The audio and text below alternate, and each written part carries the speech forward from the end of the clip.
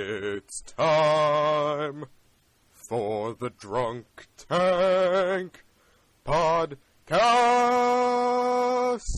Hey everyone, it's time for the Drunk Tank Podcast. Hey. How's everyone doing? Pretty good now, man. USA just won. Yeah, Dude, what a perfect segue into the funny thing I want to talk about this week. Oh, you're going to make fun of me, aren't you? Hey, by the way. Before we get started, I got to talk about real fast. Thank you. Yeah, what's up? This is our first enhanced podcast that we're doing. Oh, yeah. That's what they call it. We switched our setup. So if you have, I guess, like iTunes, or most media players can do this, where we will have a link dump with images and links that go along as we talk about stuff. And we're changing the recording format. We'll continue to offer an MP3 in the link dump like we always have for people who still have, I don't know, ancient MP3 players or old computers. But sure. we're trying this out. It's a little different, and hopefully people like it. I got to say, I'm impressed with you actually taking the initiative and doing more work making more work for yourself, Gus. That's very cool. Eh. I got to say, I, for one, think Gus works hard all the time, and I don't understand the comment. See, that's what I'm going for. Okay, that's good. I think Someone's about to get edited out of the podcast. I was saying, if someone said, hey, who would make something more difficult for themselves in the office, you would probably be the last on my list. Yeah, but who's going to be the person embracing technology and trying to push things forward? Okay, that's true. You have a point there. he wants to improve the customer and user experience. Yeah, I think people will enjoy it. It seems cool, and I'm gonna get very tired of it very quickly. I feel like. Yeah. We'll see though. All right. So what was the funny thing you Go were ahead, talking about, Jeff. Make fun of me. Okay, so I just sorry, Bernie. I can hear Bernie in the other room. I have been getting updates from Jack all morning on the World Cup score and what's going on. Then I got Jack and I caught Jack and Brandon having an argument over World Cup soccer rules. By the way, Bernie just joined us, which is kind of hilarious, especially considering we had a conversation. And I don't want to get sportsy because people don't like sports. They hate it. So this is more just about making fun of Jack. But I just think we had a conversation with Jack about 3 weeks ago where you and I were talking about how excited we were for the World Cup. Yeah. And Jack was explaining to us that soccer is boring and he doesn't understand how anybody can watch it. I didn't say that. Yeah, he no, did. I believe those were your exact words. No. Yeah, you remember that, right, Gus? Yes. And you were like, I just don't get it. And Gus and I are like, it's exciting and it's fun. How can you not get into it? And now he is the world's biggest soccer fan. No, to the point where he understands the intricacies of all the rules. Dude, I played soccer when I was a kid. I know this stuff. I know what offsides means. The argument was if someone is next to a defender and the ball crosses, like if they're tied for it, Brandon was saying that's offsides, and I was saying it wasn't offsides. Like the tie goes to the runner. It's like it's not offsides. Guys, am I going to be the one that points out that the surveys essentially said one thing that they don't No, like that's what I'm about our saying. podcast? I don't want to talk about sports. You started talking about sports. I'm talking about Jack jumping on bandwagons. Fuck you. That's all I wanted to point out is that it's very funny how excited I just learned a rule about and big offsides. I think I specifically just heard that. Did you? That's Jack talking about sports. Because you brought it up. I'm not talking about. You brought up sports. I brought up you being an idiot. You brought up me being an idiot about sports. Idiot about sports. Have there been any major coaching changes this World Cup? Yeah, what's up with that? Let's talk about the French team. So it's episode 10 of Red vs. Blue just came out this past Monday. Yeah, I'm a little dull. Congratulations. Yeah, good job, Mr. man. Burns. Yeah, what an episode. We had a lot of fun making it. Literally a lot of fun because it was a ton of hours. Yeah. When did you start working on that episode? Months ago. If you go back to scripting, it's a long, long time ago. But then if you go back to when we started working on shots for it, it was a very, very long time ago. And then there's, getting all the animation done. And then there's this last stage, which is the make it look like the game stage, which takes a very long time. There were some shots that I had. We were dropping in shots on the last day that I had version 13 of one shot. And there were about 65 shots that were insert shots in that. So, was Monty already working on that fight scene when he was still working on the stuff in episode 3 and 4? He was. He did because we were talking about Foundry and we were kicking around ideas. I should probably drag Monty in here for a discussion about this, but he's, he works such odd hours. We were talking about Foundry. We were talking about the teleporters, and we were kicking around ideas for, crazy stuff that we could do for the teleporters. And the very first shot he made was the one where she just wails on Griff. Yeah, I remember where that. She uses his head like a speed bag and then kicks him because that's when the first teleporter falls on Griff. So that could have been 6 months ago. It probably could have been. It was back in April, I would say for sure, we had some of that stuff. Yeah. I'd say April, probably. Okay. March, because April 1st we were showing stuff at PAX, and he was already kind of working on stuff for episode 10. And, he's already working on other stuff. For episode 11. And he was doing that while the rest of it's like a team that follows Monty. He does the animation stuff, and then it's Nathan, Matt, and now Brandon that follow Monty, and then do a lot of color work and just rendering. And think about 4 guys following 1 guy essentially. That's just a ton of work to do. A lot of progress bars involved with that. And so it was fun. We had a lot of fun. And I thought the episode turned out great. And we're getting lots and lots of great comments about it, which makes me very happy. Yeah, there's a lot of super positive feedback. It's been great. Yeah, it's really cool to be in the 8th year of something and then be turning out stuff that some people consider to be the best episode. I think it's the best episode. So, makes me really happy. We were talking about, you and I, Jeff, about some of the episodes we worked on in season 1 and how we were so proud of them. It's like episode 10 of season 1 we used to talk about forever as being epic. And I think it was 5 minutes and 10 seconds long, and it was the longest episode we could ever make. 5 minutes in 1 week. And now it's it had a really complicated long shot in it. The technology's advanced. Our computers are faster. And we've got a new Xbox and new games. In theory, we have a new Xbox. And remember how much action it had? I think it was Tex shot 1 person. Yeah. And then beat somebody up. But we did have the good gag about beating a guy to death with a skull, which I've always liked. So it's nice to have a replacement favorite episode for that now, though. So I had fun. I'm glad, and I really want to thank everybody for all the nice comments they've been sending about it. This is our new episode 10 to replace our old episode 10. She was supposed to show up actually in episode 9. Like, she knocks down that door in episode 9. But I specifically pushed it to 10 because episode 10 is kind of like a Tex episode. That's when she was first introduced.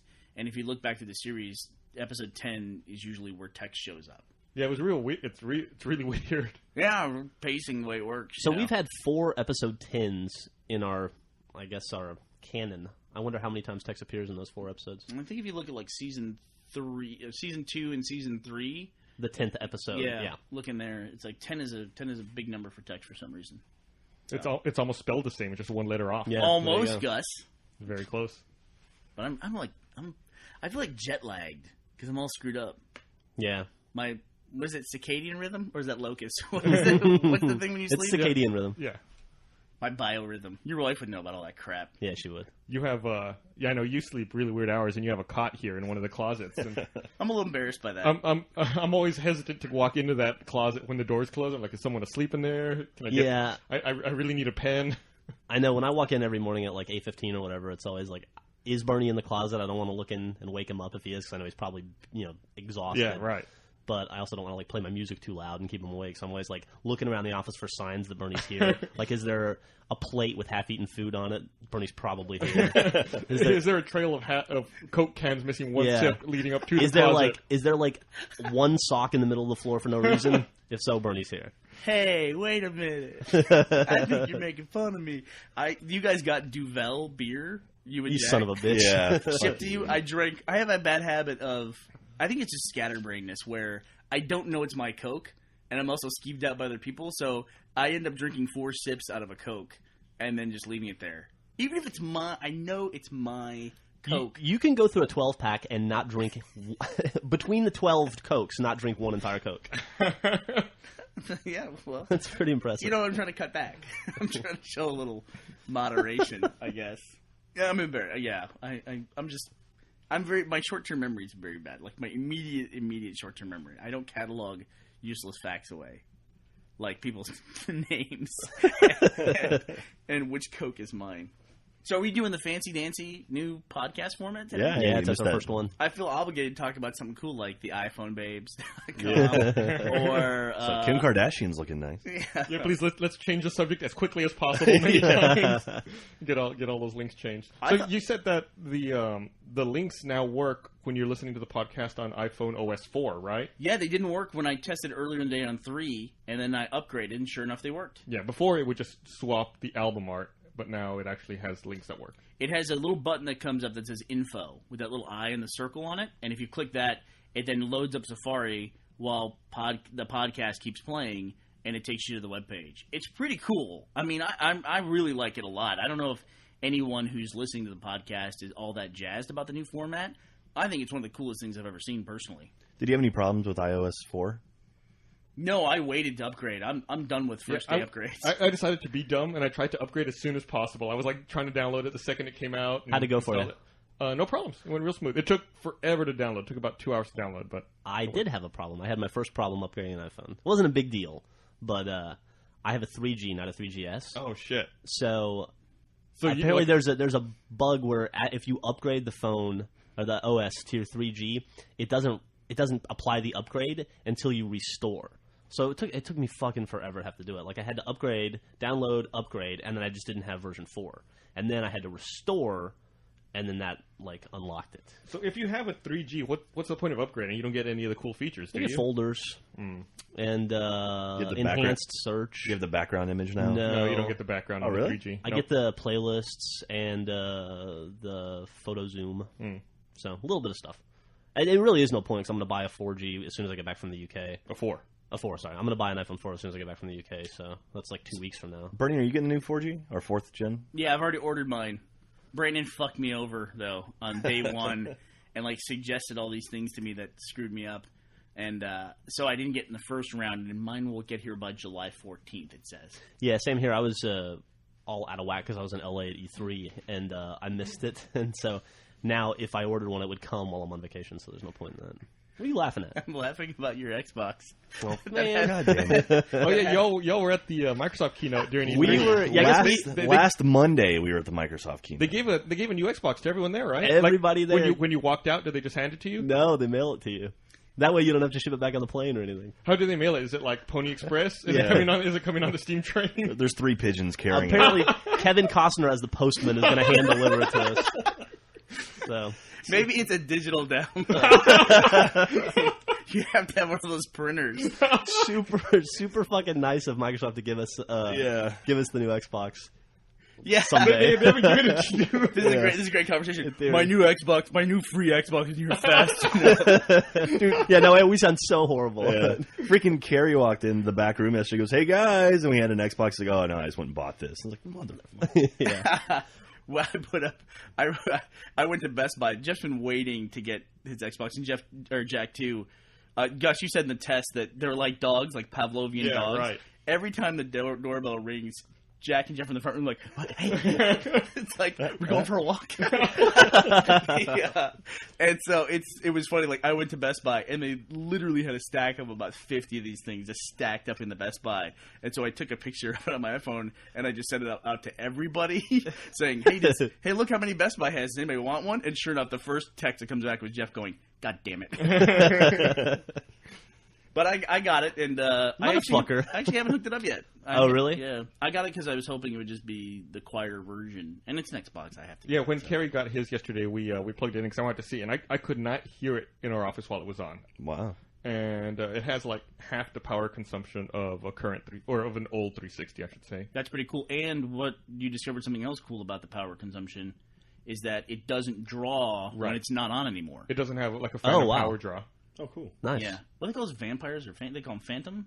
You're right. I think it's Vampire. Yeah, stuff that like if there's a DC converter for like most electronics, there's a whole component of your electrical usage that you don't realize is stuff that's not even on just sits there and sucks a little bit of power, and it can add up. Mm-hmm. You know, I mean, I would wonder if we looked at it, how cost effective would it be over time for us to just replace all of our Xboxes? Yeah, I mean, between like a Vampire, like you said, between that kind of draw and then just using less energy while it's on top of that, it's crazy.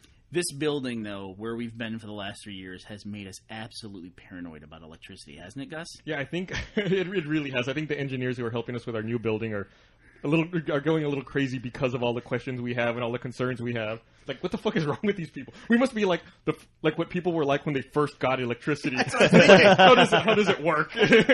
What is this magic? We've gone back. Like, Gus can tell you what everyone's desktop draws in amps. Not just your computer, your whole setup. Yeah. Like Bernie's 8 amps. I can also tell you, like, if you add an external hard drive, how much more that's going to increase. If you add an internal hard drive, how it's going to increase. If you're rendering, how it's going to increase. You should not know that.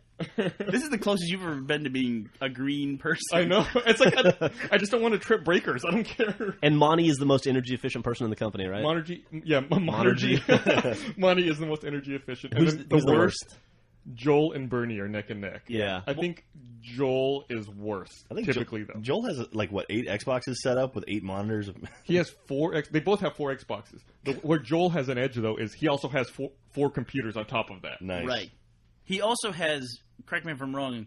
Do different versions of the Xbox draw different amounts of power? Like do debug kits draw more power? Right. Yeah. I bet we would see savings pretty quickly if you figure we have between 12 and 15 Xboxes on 10 to 15 hours a day in this office every day. If we converted to all new ones, yeah, we should figure that out. Piece of information I should clarify is that because Joel has different Xboxes than normal retail boxes because he works on the commercials, so he has to work on like pre-release games and things like that. Whereas I just work with Halo release games, so just normal retail boxes with awesome stickers on them. Now that actually we have episode 10 out, can I finally take Jack to task for taking a picture of all my fucking controllers and putting it online? Please do. And revealing that Tex was going to be back in the series? Thanks for It was just controllers. Way to go, Jack. Just color-coordinated controllers. Did anyone actually spot Tex in there? Yeah. Well, do you think? No, in the comments. What the fuck do you think I'm talking about? Of course I'm talking about the goddamn comments. I'm checking them now. Jack, I feel guilty now for drawing you into this. It's like comment number 3. I think it was instantaneously. Somebody said, well, I see a black controller. Guess who's coming back? That could have been anybody. Anybody who made the comment or anybody who would have the controller? Or anybody who took the picture and posted on fucking online? For the launch of episode 10 the other day, we changed the site skin on redversusblue.com to like that cracked visor, like the text background. Yeah, the teaser image? Like that teaser image we had. And someone left me a personal comment today that said, hey, I really like that Lopez background. Is there any way we can get that back? That's great. That's so good. Have you talked about the survey yet today? No, we haven't. We had the thing, Jeff. I don't know if have you been reading the surveys? I've looked through it at Gus's desk a few times. There is a ton of them, and they are I want to thank everyone who's filled out a survey because they are super informative. But I actually saw one in there, only one out of the whole thing. They have an open category where you can write your likes and dislikes about the podcast. Right. People like you, by the way, Jeff. They really like you. Do they? Thanks. Yeah. Thanks, people. One of the dislikes, though, which I haven't heard in regards to the podcast, but we hear all the time on Red vs. Blue, the thing they dislike about the podcast is they think that you and I have the same sounding voice. God damn it. I don't know how I'm people so sick of hearing that. Yeah. When I first started listening, or when I first started watching Red vs. Blue, I thought that a little bit too. We get that all the time. The Griff and Church sound alike, but I don't get it. I can't hear it. On occasion, I've heard it in like a Red vs. Blue episode, but it's rare. The annoying thing is, I guess there's something to it because I think both of our wives have mistaken us on the phone for each other on occasion. Only on the phone? Only on the phone. They got really awkward really fast, no comment. didn't it? So I guess maybe we do sound alike. But yeah, if anyone wants to take it, I'm going to make sure to put the survey link back in the link dump again this week. Couldn't hurt to have a few more. And what's the point of that survey, Gus? So we can learn where all of our listeners are so that we can send them really cool stuff like free Xboxes. Oh, great. What? Is that what it is? No, that's not what it's for. To be better informed about the things that they like and dislike about the podcast. Right. And to learn. This is all of the things, like some of the changes we're making right now are a direct result of the survey and some of the feedback we've received. Like that's how we learned about the enhanced podcast. And, right. Listen, you guys are talking around this issue big time, aren't you? And so hopefully we can go out there and maybe get a sponsor for the podcast. We'll see. The reason I'm talking around it is because who knows if one will even pop up, and who knows if it'll even be a good fit, and who knows if it's something we'll even approach. Right. Or anybody who would want to sponsor a podcast where we talk about how hot girls can't have good sex. The guys have orgasms too fast. So we're crossing fingers for Maybach, right? Brought to you by Hoover. Yeah, we should go back to our forced product placement of Lamborghini and Maybach. I wonder if we could get like banner ads to show up in the album artwork, like in the lower thirds. In the enhanced podcast portion. Something's got to support all the work you're doing on that stuff. I can't believe that Gus came up with a new format that's actually going to increase his workload. Jack said the same thing. I defended Gus. Yeah, thank you. You did? What did you say? I said that I think Gus cares more about the customer and the user experience than he does about his own workload. Wow. Nice. And I said that I was just embracing technology and trying to move things forward. Did you come up with that right away, or did you have to pull out an index card? No, I have notes written down. You talked about mistaken identities with our wives mistaking us. for each other or have done that in the past. You guys are married, Gus and Jeff. I want to bring up something that I did the other day that I'm kind of worried about. Not to each other. Not to each other, but to women, as I am. Yes. Married to a woman. And I made a mistake the other day, and it's kind of bugging me. I called my wife Mom. What? Now I have kids. So it might have been just a weird thing, but I said like Mom in a way that I haven't said Mom since I was like 18 or whatever. And what do you think that means? I don't know, man. That's so creepy, bro. That really worried me. Yeah, I mean, I didn't say it at an awkward moment or anything like that. I mean, like There's normal, definitely sometimes that it's worse to say it than other times. like, like I think it was coming out like asking where something in the cupboard was. Like, hey, Mom, where's the cookie crisp? What's the worst? That's And yes, terrible. I do eat cookie crisp. See, I call Griffin Mommy sometimes, but my kid's 4, and it's never like, I don't know. It's usually like talking to Griffin through Millie and vice versa. No, I understand. Like you say, to the kids, like, "Hey, where's Mom?" Yeah. Like that. This wasn't that. Yeah, no, this was just This like, was something else. kids were in bed. Yeah, this was. I knew in my head it was different. What's the worst name you've ever called your wife? Oh, jeez. I mean, like, have you ever crazy. like, for instance, early on in our relationship, I called Griffin my ex-wife's name during sex. Oh. Did you really? Yeah, Did you really? yeah, Wow. that was a fuck up. Like, have you ever done anything that bad? No, I've never called your wife another name. No, Man, I that's don't think I've ever done that. I think I might have accidentally. Almost started doing it, but she didn't catch it or she got away from it. It was so, I felt so bad about it, and it's just like, I was married to that lady for 9 years, so it was just like that name was very present in my head all the time. Sure, no, it makes sense. I haven't said her name since then. I call her my ex-wife, or other words that aren't as polite, but I don't say her name out loud anymore because it freaks me out because of that incident. So what was Griffin's reaction to that? Not positive. Is it ongoing? Is it still going on to this day? I'll say that she handled it very well. She was very she was pissed and annoyed, but she got over it pretty fast, and I think she was very gracious about it. Really? Yeah. Because the way I would imagine it would be like that would be the inspiration for episode 10, essentially. Like an ass kicking all Like over 7 the minutes house. of dick punching. Wow. Yeah, So man. no, I don't think I've never done that, and I've never done that in an awkward situation like that either. The only thing worse would have been to call her Mom at that point. Yeah. That's probably the one time it's worse. I felt pretty fucking terrible about it, though. How about you? I don't think I've ever done that. Nothing. Mm-mm. No mess ups. It's super easy when you've never dated anyone. Yeah, I was about to say, if you've only ever dated one woman...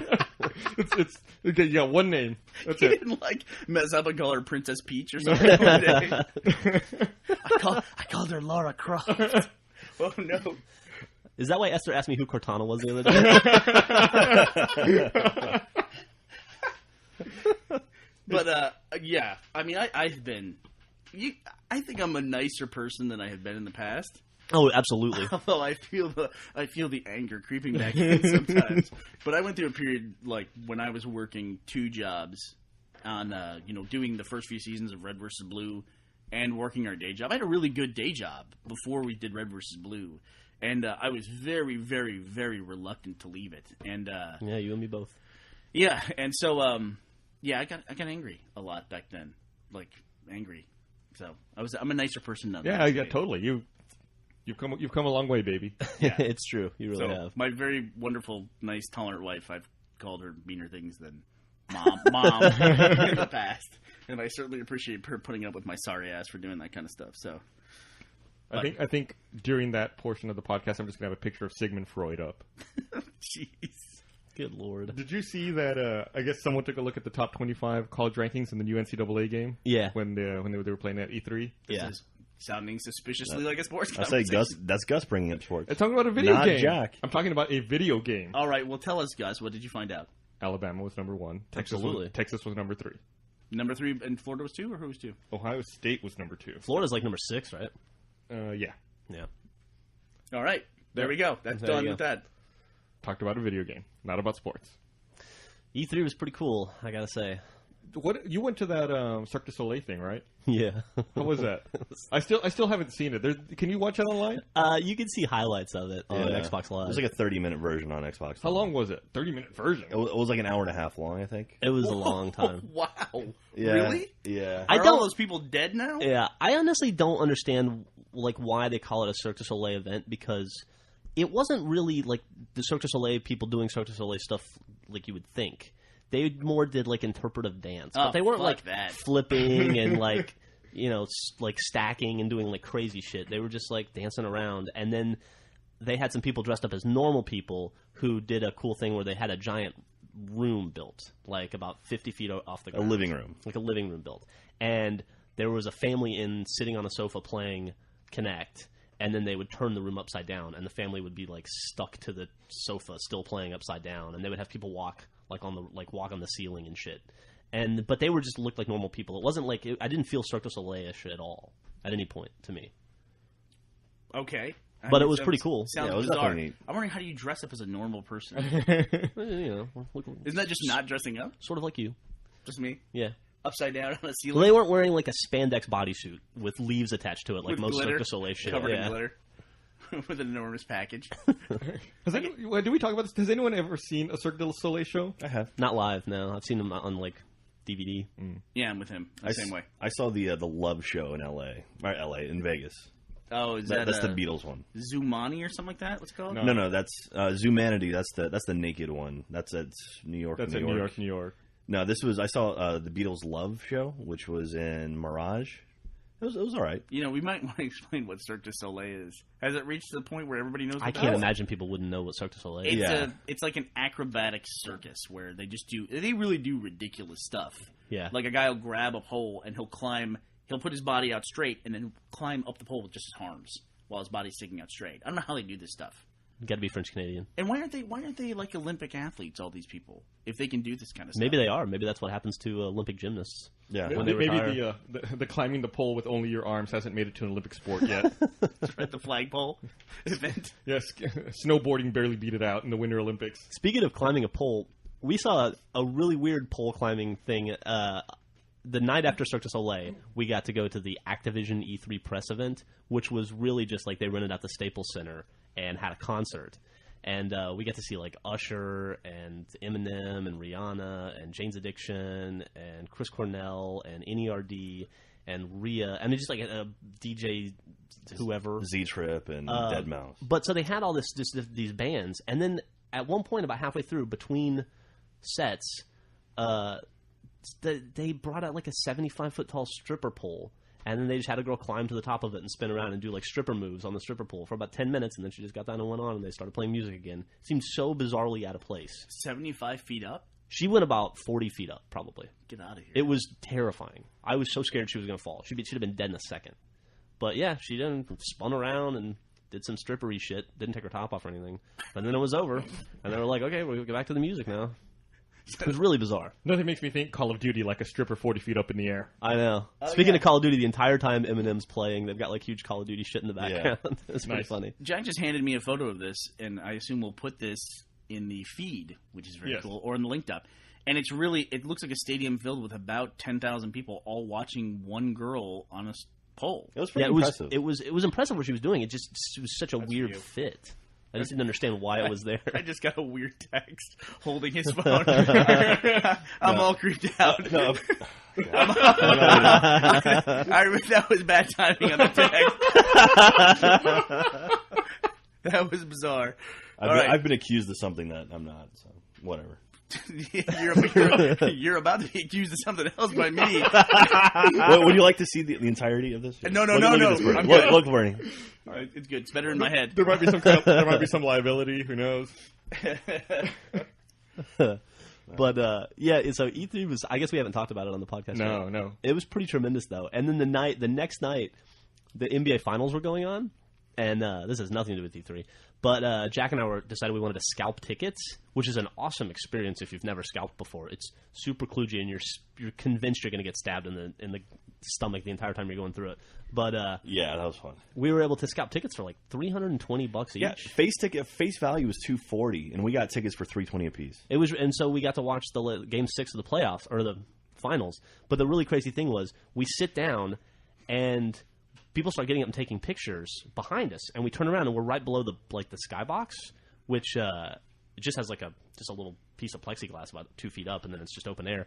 And sitting right behind us was Michelle Obama and Flea from the Red Hot Chili Peppers. Were they and sitting Will together? I Am. He was sitting a row in front of her. Oh, okay. Yeah. But they were in the same box. And the kids were there too. The Obama kids. It was really bizarre. The president wasn't there, but so we watched the finals with Mrs. Obama. I hear you and Flea had a moment, didn't you? Oh yeah. It was kind of funny. Flea was like very quiet and reserved the entire game, and then when Miss Obama left, and there was like maybe 5 minutes left in the fourth quarter, she took off, probably to go do like important shit. And Flea went nuts. And then he was like, as soon as she was gone, I guess he felt it was okay for him to start reacting to the game. And when the game was over, he like high-fived Jack and I and stuff. It was pretty cool. It's awesome. Like by nuts, what do you mean? What was he doing? He started like yelling, like jumping and screaming and like Boston getting into the game. Sucks, blah blah blah. Oh yeah. yeah. Like everybody else in the place. Yeah, like his true fan came out when she left. I was pretty amazed that you could get tickets to what could have been the winning game of the finals in LA versus Boston. That's crazy to me that you could scalp tickets. I was telling you guys beforehand, there'd be no way you'd be able to do that for like. Yeah, it was crazy. There were so many I celebrities. thought if there were any tickets to be scalped, that they'd be terrible, like up at the back of the stadium. You know, you're back against the wall. They had those too. Yeah, they had those too. Like as soon as like there was a group of guys selling tickets, and I guess it's illegal in LA to sell tickets. And as soon as they heard we had money, the prices just started falling. Like all these guys were like, "Oh no, I got good seats. Oh, I got good seats. I got good seats." And I was like, "Oh, all right, this is all we're going to spend. Who's got the best?" Our tickets went from when we were buying a pair. They started at around $1,400. Yeah, and we ended and up for like a back for corner, $640. It's like reverse eBay. Yeah, like it was a bunch awesome. of people trying to sell you the same thing. Dudes almost getting in fights over like who was going to sell us the tickets. It was pretty crazy. Yeah, and then awesome. And then the tickets we got were like printout tickets, and I was like, "Oh, come on, man, these aren't even paper tickets." This guy's like, he goes, "Here, you can try one." So he gave me one, and I left Jeff there with the money. So I like run to the Staples Center, and then when it actually worked, I called Jeff and told him it worked, and then he showed up. So that's cool. It was kind of sketchy. What did y'all talk about when Jack left? The weather. Was he selling tickets to other people at the same time? No, when you were there with him? we were just hanging out like a little cafe, and he was actually a really nice guy. We talked about the game a lot. That's cool. And, did you let him know you were a Boston fan? No, yeah, you kept that quiet, thankfully. I kept it pretty goddamn quiet the whole time. It was not a friendly. I figured you would have been a huge dickhead, like showing up in all green. No, I watched the dude try to fight two Boston friends in front of us just because they were Boston fans, and I was just like, okay, I'm not gonna go there. It was pretty bad. You know, that's what you should do. If you show up somewhere and you're not a fan of the home team, just be respectful. Or if you're at somebody's house and everyone there is a certain fan, don't be the guy at the party who's going to be. Oh, yeah. I'm leading into a story where that's. I learned my lesson. Yeah, so. Jeff came to a sporting event in my house where everyone there was rooting for one team, and Jeff's idea was, well, I don't really care about either of these teams, so I'm just going to root for the other team, and he became the asshole of the party essentially. Everyone hated him, and I've never done that since. Yeah. Except the time you did it last year at the championship game. No, he was rooting for Alabama. That's so much fucking sports talk. It's unbelievable. Yeah, what's going on with that? Yeah, but this is good stuff. This was a celebrity side. Yeah. So, Gus. What's up? E3. You didn't go. I didn't go. These two went. Mm-hmm. They said it was great, wonderful E3. What is your opinion of E3 from an outsider reading the news point of view? What happened at E3? What happened at E3? A new Xbox came out. Nintendo has a 3DS. And Reach has Space Battles. Would you say would you say it was a good E3? I think so. Connect and Move as well. I would. Yeah, but I feel like I didn't hear anything about Move. I feel like I don't know if it's just because I follow it more. I feel like the new Xbox was big news. The 3DS was big news. Obviously, it's new consoles or console refreshes. Those are big news. I don't know that anything from the Sony keynote stuck out for me. Like, can you remember anything? The EA stuff. That Kevin Butler dude was pretty funny. Steam. Yeah, Steam. But it's like a sort of a kludgy version of Steam, right? It's Steamworks. Steamworks, yeah. But considering how Valve was anti PS3, and now they're like, hey, we're doing all this new shit with PS3. Yeah, they were anti Mac too. I mean, let's. Yeah, that's true. Yeah. I think Valve likes anything where they can put Steam on. Sure. If given their choice, they'll learn to program for a PS3 if they don't have to go through Xbox Live. I think Steam is extremely valuable to them. Absolutely. But I doubt that on the PS3, Steam will allow them direct sales, right? They'll probably still have to go through PSN. Who knows? I don't know. Who knows? I mean, Sony is in a position where they might be willing to make certain concessions in order to get Valve making games for them. Mm-hmm. I will say there's a lot of really solid games coming out. I mean, everybody knew that anyway, but we got hands on with almost every game there, and every game I played felt really good and really polished.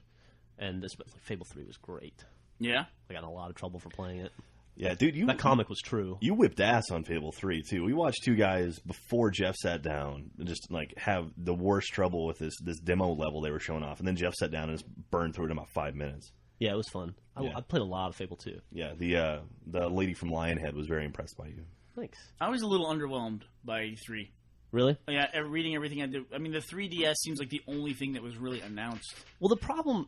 I'll say the one problem with E3 for me this year was there once again is no real new IP. It was like Gears 3, Reach, Fable 3, Fallout New Vegas, Dead Rising 2. Like there. What else? Well, I think if people have, if they're going to break down something into a keynote, like that's the big thing everyone focuses on is the keynote, is they want to grab people's attention. Sure, absolutely. And the way you do that is with stuff they already know and are excited about. You can't like bring something out of left field and be like, hey, look, this is great. I will tell you one thing that was super underwhelming at the Activision press event, which apparently they spent $6 million on.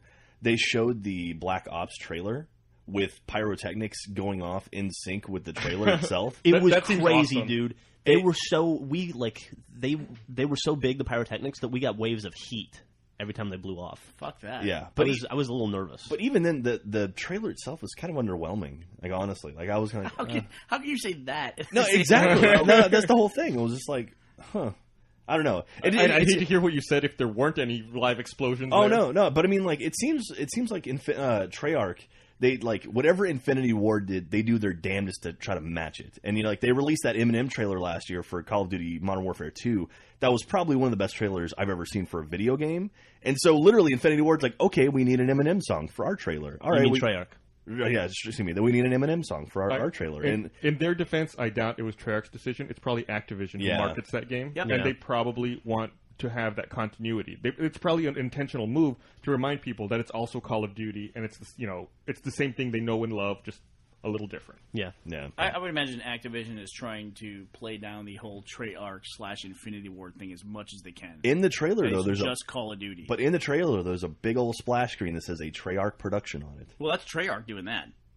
That's I don't know. I'm sure Treyarch doesn't consider themselves to be, second fiddle to Infinity Ward, no matter what. Probably not. But Call of Duty 5, man. Call of Duty 5, that thing is on the top 10 list for Xbox Live titles played all the time. Well, you mean World at War? Yeah, World at War. Yeah, that game sold like 12 or 15 million copies. Yeah, it was like tremendous success. Sold a ton of copies. Yeah. They're holding their heads high when they walk out of work. I guarantee they're doing fine. Yeah. So I guess it's right. I'm sure it's Activision doing all that stuff. But Activision spent all that money on that big show, and then they didn't even have a booth at E3. That's true. They don't do booths at PAX either, do they? I didn't see Call of Duty anywhere in E3, like on the floor anywhere. They had like 4 tiny meeting rooms. Like when we saw, like the really private stuff. Like when we were lucky enough to get to see Old Republic, we had to go in like a tiny little room way off the beaten path to see it. You know about the Hope trailer? The Hope trailer, and then also gameplay. Oh, cool. But yeah, and I think they did some of that stuff like by appointment. Yeah, stuff. probably. But yeah, they had no no presence on the floor anywhere. We didn't see Valve either, but they were showing off Portal 2 somewhere. Yeah, I didn't see Valve. Yeah. Y'all didn't go to that thing? No. That sucks. Dude, we were so packed full of stuff to do. It was just nonstop moving. What did you guys think about that Hope trailer for Old Republic? Oh, that was good. I don't. It was really good. I don't think it was as good as the first trailer. Yeah, I agree. But it was good, and I'm confused as to how essentially a clone trooper could be such a badass. Yeah. I mean, like he was going toe to toe with Jedi or with Sith there, like it was no big deal. And he's just like, I mean, I don't know. You know what else is crazy about that to me? Is that a clone trooper? This is the Old Republic. So why would it be a clone trooper? Yeah. Am I confused what the Old Republic is? No, the Old Republic takes place like 1,000 years before the movie. Yeah. So that's technically not a clone trooper, I guess. If it's not, why does he look just like Jango Fett? Right. Oh. All right. See you, Bernie. Bye, Bernie. Bye, Bernie. I'm going to the building. So Oh, cool. Okay. Take photos. So Bernie had to leave to go to the new building. And now the shit talk starts. I like the trailer. I probably agree with you. I think I thought it was really well done, but I think I liked the last one, the Deception trailer, more. Yeah, but set such a high that trailer, bar, dude. Yeah. So amazing. I will say the gameplay is awesome though, and it's a gorgeous looking game. I'm so jealous. Yeah, they had hands-on there. We didn't get a chance to play hands-on though because we were trying to meet like a deadline or something. I forget what. Yeah, we were running the whole time we were there. But yeah, it was a crazy trip, and there was like the celebrities were out in force, like everywhere we went. There was just like famous person after famous person. It was kind of nuts to the point where we even saw Kareem Abdul-Jabbar at In-N-Out. that was the last days we were going to the airport. We stopped at In-N-Out. It was almost like ridiculous. Yeah, it was like LA. It was like, okay, here's one more. Just finish it off. It was like every time you turn around, I'd be like, oh, there's Ethan from Lost. Oh, hey, there's Nathan Fillion. Oh, that's Zachary Levi, dude, who's actually a really nice guy. Yeah, we talked to Zachary Levi for about 20 minutes. He's cool. That's Chuck from Chuck, right? Yeah, and also he's in that new Tangled movie. Yeah, he's the lead in that. That's cool. And, but the best celebrity sighting for me was Coco. Ice-T's wife? Ice-T's wife. Yeah. And we talked to all the Microsoft guys. Like we talked to Step 2 and E for a while. That's cool. Yeah. Yeah, it was a good event. I'd never met Step 2 before. He's a nice guy. Everybody was really nice. Yeah. Except for Jeff. He was kind of a dick. Yeah, well, sounds like everyone had a wonderful time. A good time was had by all. Lots of alcohol was consumed.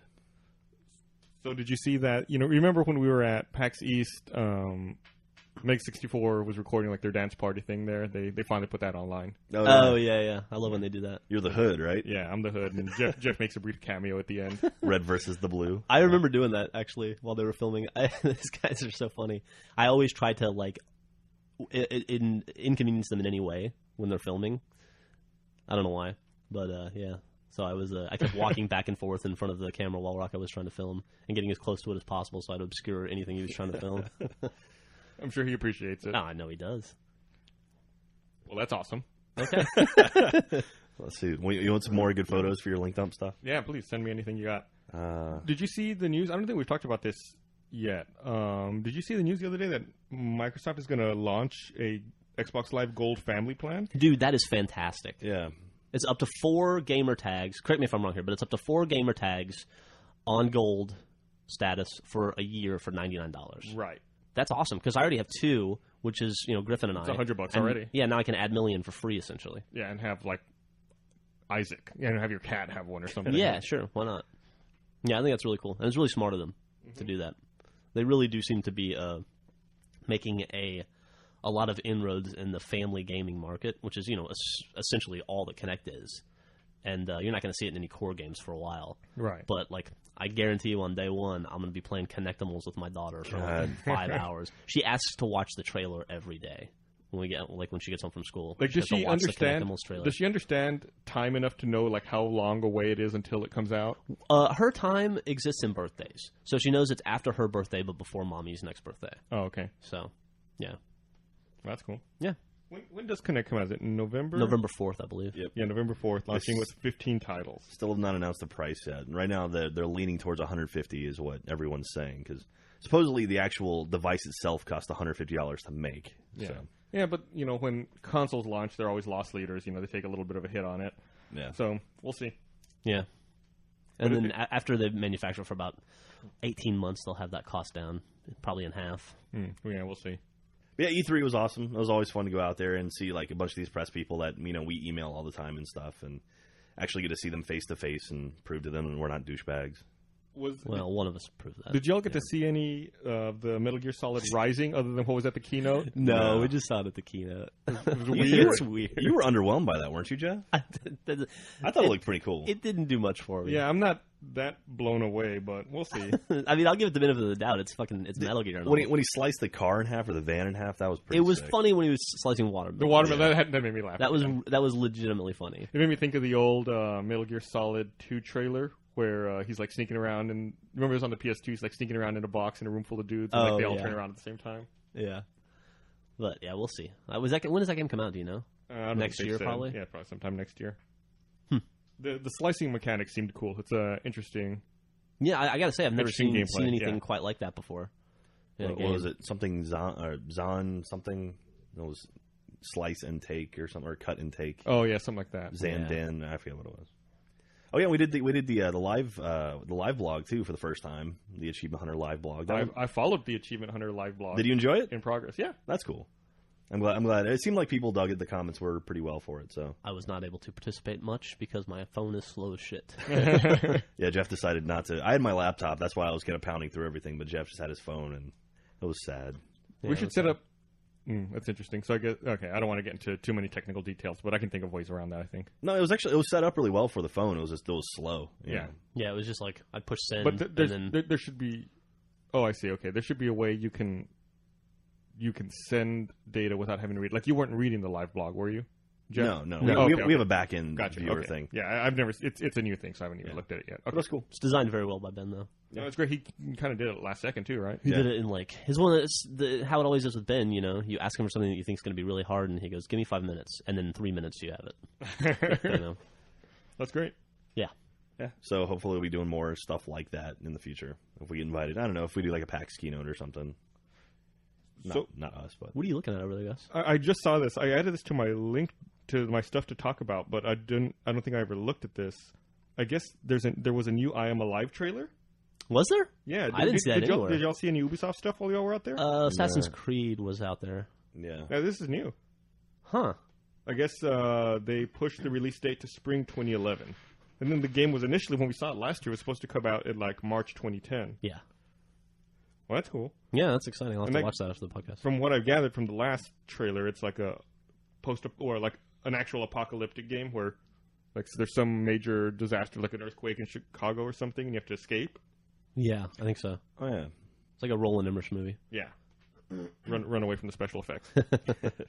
You saw 2012. Did we talk about that on the podcast? I think we probably did. Okay. Yeah, it's fucking terrible. Good thing we weren't standing there for 5 seconds ago. Yeah.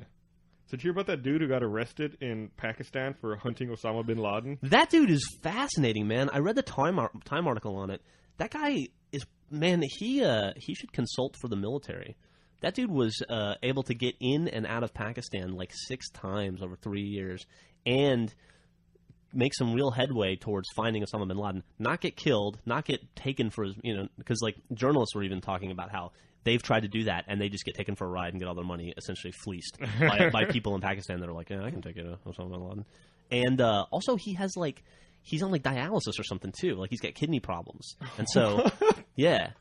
So I mean, that was pretty impressive. And the dude was like was he a construction worker who just decided he was going to kill Osama bin Laden? God, that's crazy. Yeah, it's nuts. So did he speak the language or anything? No, or? He also doesn't speak the language. He was there dressed as an American, running through the woods, not speaking. I think he speaks like 4 or 5 words of Urdu or Urdi, I think is what it's called. And he's got major health problems, and he was able to get fairly close to Osama bin Laden, they think. Like, he thinks he saw him. But he wasn't able to do anything about it. That's crazy. Yeah, it's pretty crazy. I think that's literally crazy. Like that might be like the actual clinical definition of crazy. Yeah. Well, I want to wrap things up. I don't want to go too long today because we're editing in a new format. I mean, you're editing. I'm editing a new format for the enhanced podcast and everything. But before we wrap up, I do want to talk about what's on your desk over there behind you. Okay. Well. Oh yeah, that's a great call. There's 2 things we should talk about. Fans are awesome lately. Oh, yeah. So somebody heard about our Duvel trouble. This guy Nick Robinson. So he asked if he could send us his favorite liquor, and I was like, yeah, I guess. This dude, I guess, is from the mountains. He must be from like a coal mining town or something. He sent us. I'm very excited about it and kind of scared. He sent us moonshine, essentially. Let me grab him real fast. Wait, so he heard our Duvel troubles and sent you and Gus alcohol? Well, he doesn't like you. How did that happen? Yeah. I mean, come on. Jeff's Duvel troubles are my Duvel troubles as well. So he sent something called Fighting Cock Kentucky Straight Bourbon Whiskey, 103 proof. Oh. Let me see that. It's terrifying. Dude, don't hold that around open flame. And then he sent something that's the softball one. This one looks even worse. This is Virginia Corn Whiskey, and it's called Virginia Lightning. And it is 100% proof, and the logo is a still. That's awesome. Good God! It's made on Belmont Farms of Virginia in Culpeper, Virginia. We should have a race, you and I. 50% alcohol by volume. You take one bottle, I take the other, and see who can drink it faster. God damn, I just want to see you do a shot of that. This one here. This Fighting Cock is 51.5% alcohol by volume. Dude, that's insane. And it was very, very nice of him to send it. Typical liquor is 40%, like your vodka, your gin, and stuff like that. I've had moonshine twice previously in my life, and both were extremely memorable experiences. So essentially, that moonshine you're holding there, it's like Everclear, right? I think it's like a more powerful version alcohol. Of Everclear. Everclear, I think, has a higher alcohol by volume Than 100 proof? Yeah, I think so. I lost my virginity on Everclear. Do you remember any of it? Yeah, but man, it was. It was these two girls, and they kept giving me pills too, and they never would tell me what the pills were. They just kept making me take them. To this day, I don't know what they were, but it was Everclear and pills. You still have your kidney? Yeah, I think so. Jesus, it was in America, right? Yeah. Okay. Good night. That's like most teenage boys' fantasy. You banged it out the first try. Yeah. It was good times. Was there something else you want to talk about? You say you want to talk about two things? Oh, and then also, there's a guy named Elliot from, what is it, Flashover Games? That sounds right. Who hears us bitch about video games all the time, not being able to get early copies of games all the time, and he owns his own online video game store, and so he has graciously decided to donate free games to us. So he every time new games are coming out, he's gonna send us a couple. He's not a very good businessman, is he? No. He sells video games and he's giving them away for free? Just to us, because he likes Rooster Teeth and Achievement Hunter. He's a fan. Cool. But it was really nice of the guy. Yeah. And so, the least I could do is throw a nod his way, and you can link dump his website. If I can find it, we'll see. Flashover Games is flashovergames.com, I think. Oh, okay. Yeah. Wow, he even got a URL mention. Yeah, he did. I'll send him a bill. You know how much people pay for that? Zero. Yeah, but that's all I got this week. All right, cool. Well, I'm looking forward to editing this enhanced podcast and hating it in about 2 or 3 hours. Oh, you know what? I got one little thing. We went out to dinner last night, like a company dinner. You did not attend, Gus? Nah, fuck that. And we went to Moonshine, and I'm going to say it was not very good. I don't like moonshine. Yeah, I remember liking it a lot more in the past, so that's our food talk for the week. Oh, yeah, shit. I was disappointed in Moonshine this time. Speaking of that, we should fight some lunch. Yeah, we should totally eat. All right. Well, if anyone else doesn't have anything, that's it. Jack, you good? I'm good. All right. Well, thanks for listening. Doodles.